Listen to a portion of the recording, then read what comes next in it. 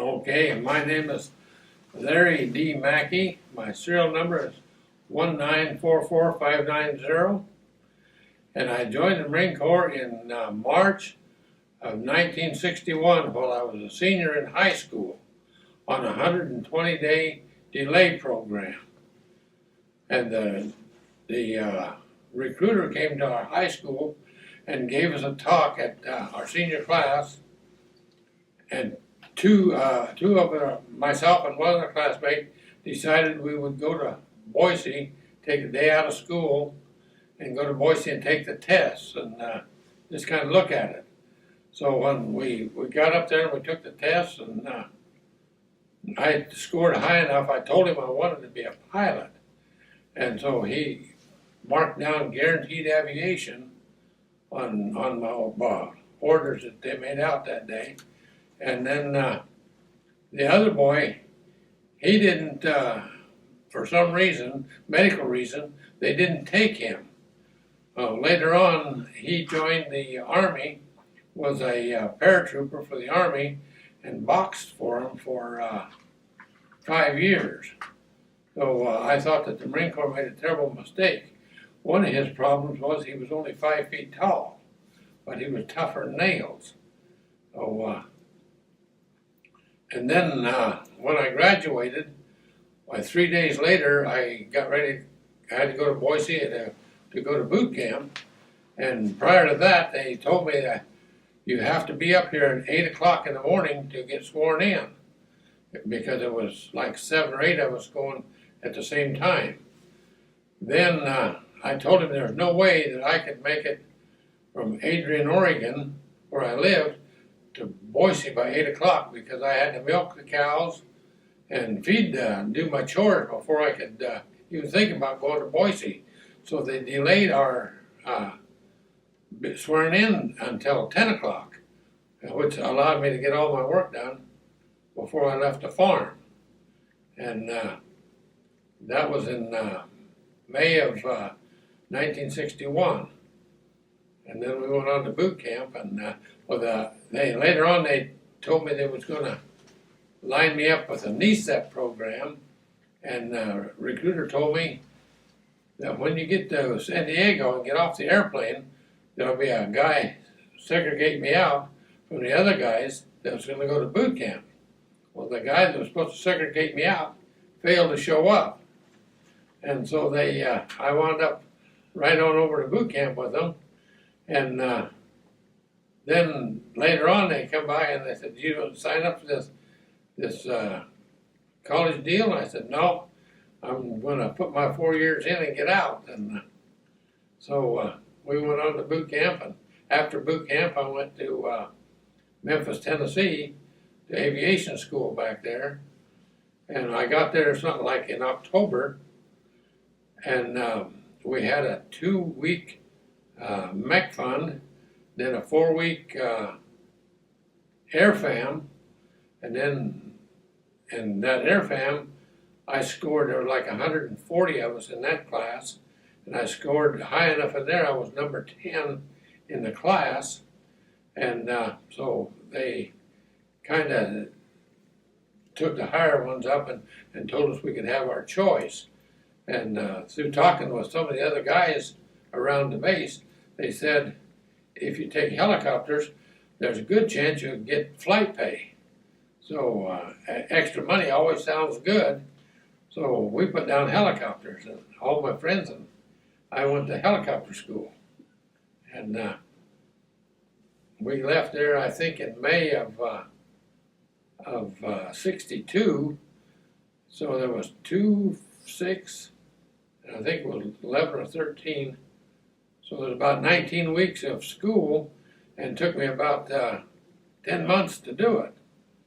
And then we went back to California, and I got stationed at LTA in 462 in the Deuces. And I thought I was home free, and worked on them for a while. And then one day they called me in and they said, "You got to go see the first sergeant." I hadn't been in trouble, so I had no clue why I had to go see the first sergeant. And this was after the Cuban crisis. One of my classmates, who was also 462, got he went to 361. So we went down to, there was three of us, I think, went down to the first sergeant. He says, "Go pack your gear, you're being transferred to 364. So we showed up over there, and they assigned us airplanes, and because we were 6481s, aircraft mechanics, and so I got assigned to HMM 364 YK-24. I was the last plane in line wherever we went, and so then we done all of the training and work, and got ready to go overseas. We left in we left in November of '64 aboard the USS Brenton, and headed for Okinawa. We were about 4 days out in the ocean, and the word come over the intercom that President Kennedy had just gotten shot. And so we was all kind of wondering what we was going to do now that we didn't have a commander-in-chief, and they hadn't put Johnson in yet. So then, but they sent us on to Okinawa, and I don't know, we were there. We got there in late December, and we were there for until we started going to Vietnam in January, late January, I think the 31st of January. And so I was supposed to go to Vietnam on February 2nd, which would have been my mother's 40th birthday.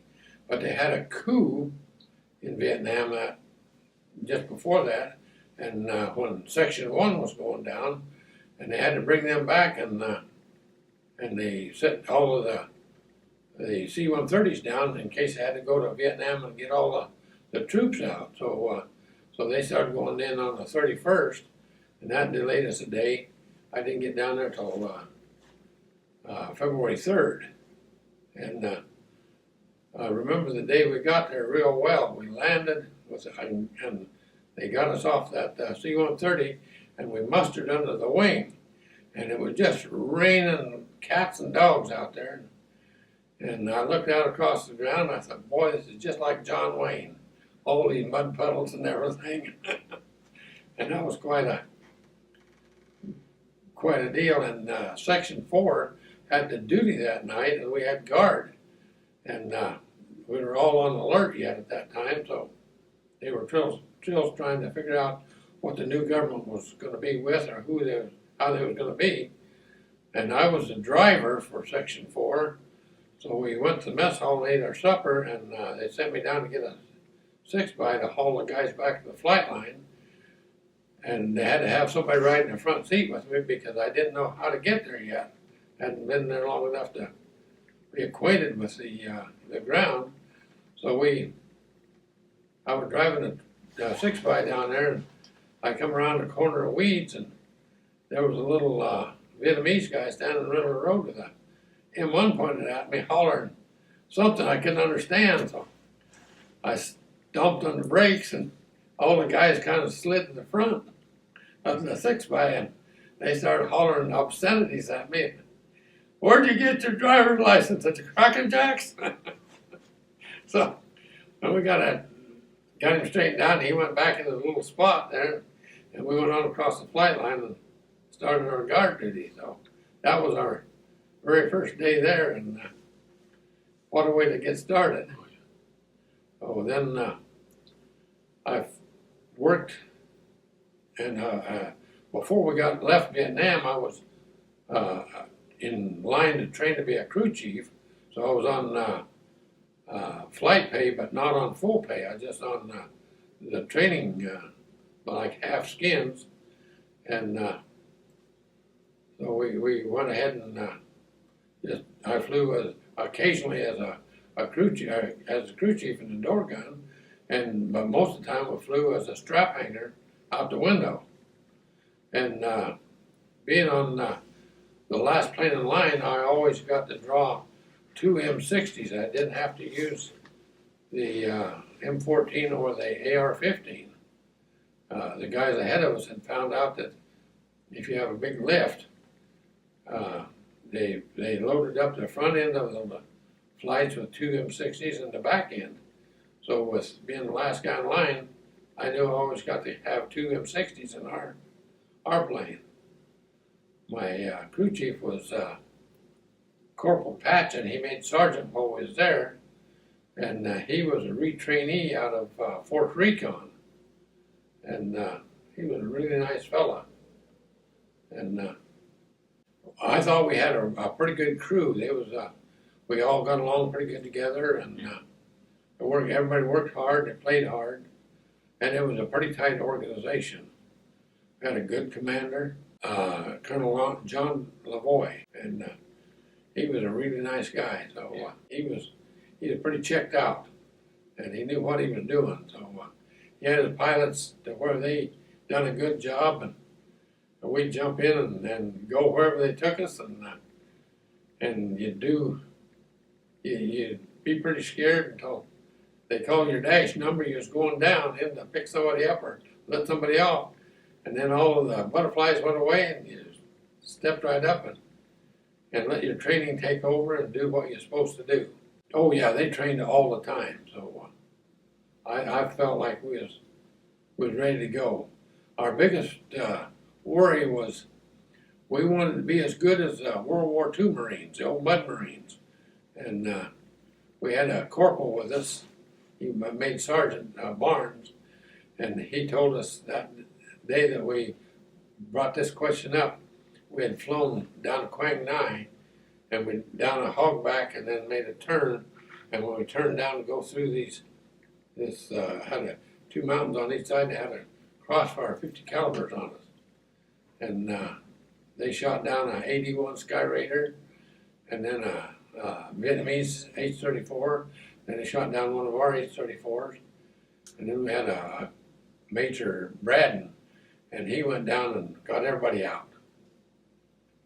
And we had, I think they gave 14 Purple Hearts in our squadron, but we never had one man killed. Everybody came home. Some of us limping, but it was pretty good that way. So, and that had to be because of the good training that he got everybody out, and being a good commander, knowing what to do. So then when we come home in December of '64, I went to on leave, and then when I got off leave, they put me in HMM 363, and I was there until I got discharged in May of '65, and then I came home, and I and my dad talked it over, and we decided that I'd come home to farm, and my dad says, well, you've been doing all this other stuff for a while. He says, why don't you just work part-time for other farmers around here this year, and then we'll go hunting this fall, and then we'll figure out what you want to do next year. So I said, that sounds good. So we hunted, and then I decided it's time to start getting something permanent going. So I went down to the bank and tried to borrow money to start farming, and the bank told me, said, yeah, we'll loan you the money when you bring in a signed contract that you have a farm already rented. So I set about to go find me a farm, and I got one going, and I talked to the owner, and he said, yeah, I'll rent you this farm when you bring me a paper saying that you have money lined up. And so I was at a catch-22. And so then I went and talked to my dad, and he says, how are you going to farm? What kind of equipment? You don't have equipment? I said, well, I figured I'd use your equipment, and I'd work for you as a hired man to pay the rent on the farm equipment. He said, that sounds like a good plan, but he says, you have to go talk to your grandfather because he owns half the equipment. So I went and talked to my 80-year-old grandfather about this plan, and he said, nope, you can't use our equipment. I said, why not? He says, I've farmed for 80 years and never made a dime. He says, my grandkids aren't going to start farming. So I give that up, and I went to town and got me a job. I started out as a shipping point inspector, inspecting potatoes and onions in our area.